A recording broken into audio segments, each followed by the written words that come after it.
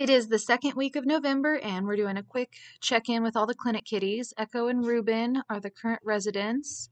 And then in the kitty clubhouse, we've got the Jimmy Neutron kittens. After this weekend, we are down to 4. 2 got adopted. Tenderheart has been here since August. He has had some nasal issues, started out with some really bad upper respiratory issues. He gets to go see a specialist tomorrow. The city kitties are down 1 after the weekend. One of them got adopted. In the Paw Palace, we've got our Z kitties who are still learning to trust. They were trapped as ferals, but they're coming around. He's such a pretty In our intake room, we've got a little family of 2 moms and their shared litter of kittens that have been here for about a week now. Hi, Mama. Hi, babies. Oh, what? First thing Monday morning, we took in several dirty little kittens. North, south, east, and west started their day off with a bath and blow dry. Sweet Katara came in today for her vetting. She'll be spayed, microchipped, heartworm tested, and get all of her vaccines. We will also trim her extremely long nails. It's so hard to know what they've been through. She looks like she's had something wrapped around her leg at some point, long enough that it caused a scar.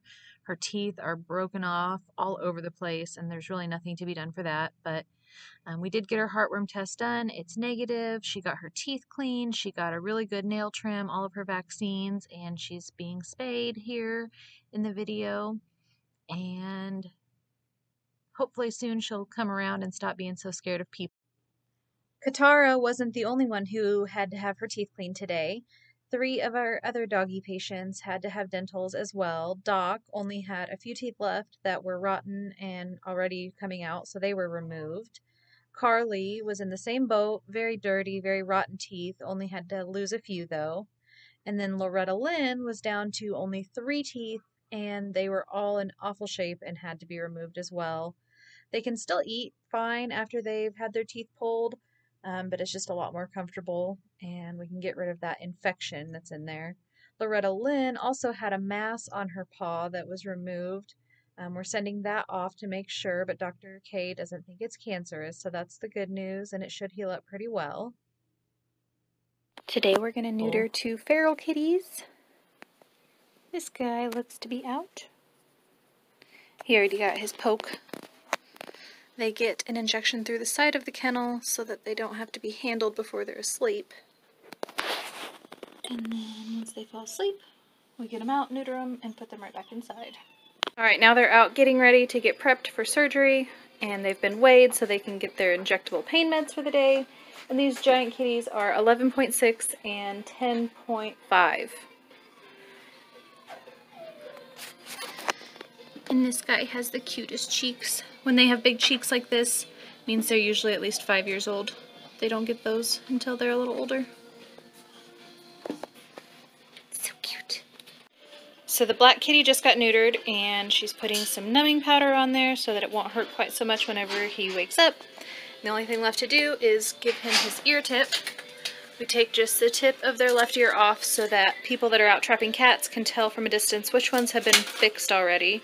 Or if they accidentally trap one with an ear tip, they can just let it go instead of putting it through the process of coming in and going through sedation and the stress of all of it again. And here he is all snuggled in, back in his trap on our heating mats so that he stays warm while he's recovering. And then once he wakes up, he'll go back in an extra large dog crate to hang out for a few days until he's released back to the area where he has someone feeding him.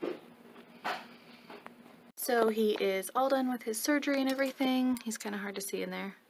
But he is in his little setup where he'll spend the next 2 or 3 days until he's feeling better and then be set free and hang out with the other kitties that are in here recovering.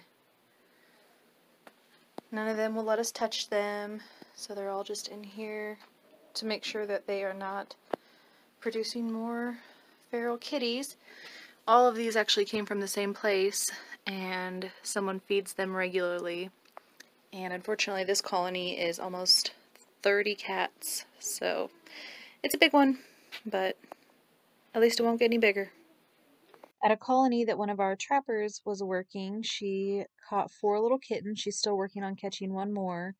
But these are some of the angriest little guys we've taken in a long time, especially for how little they are. But with time and love and some good wet food and toys, they are young enough they should still come around pretty easily. Tenderheart spent 2 days at the University of Missouri Vet Hospital. They did a CT scan and couldn't find anything in his nasal cavities that would be causing his breathing issues. So they did a ballooning procedure that is supposed to expand his nasal cavities and allow him to breathe a little more easily, but time will tell.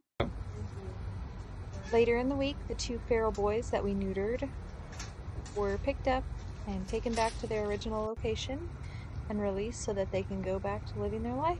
There you go, buddy. You're free.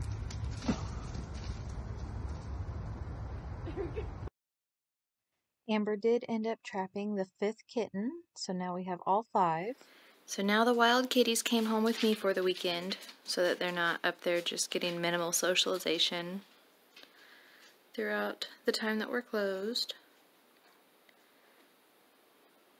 They'll actually let me touch them now, all except this one. This one still does not want me to touch him at all. Actually, her. I was able to figure out that we have 4 girls and this little boy right here. One of the babies has decided that she has no need to fear us, and she's purring when we love on her and will actually let us hold her. The other 4 are doing okay. They've all had their nails trimmed now. 3 out of 4 will let us hold them with just a little bit of hissing. One of them is still very, very adamant that people must be bad. And I can hold him, and I've trimmed his nails, but he doesn't want me to touch him. These guys like it now, though. And he'll still let me. A little. She has at least started playing with me, which is a really good sign. But when I reach in there, it's a little too scary. It's okay.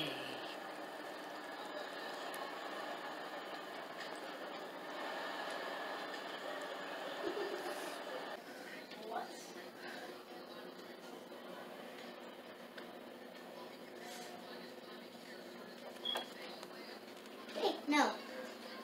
You're okay. I was getting a little scared.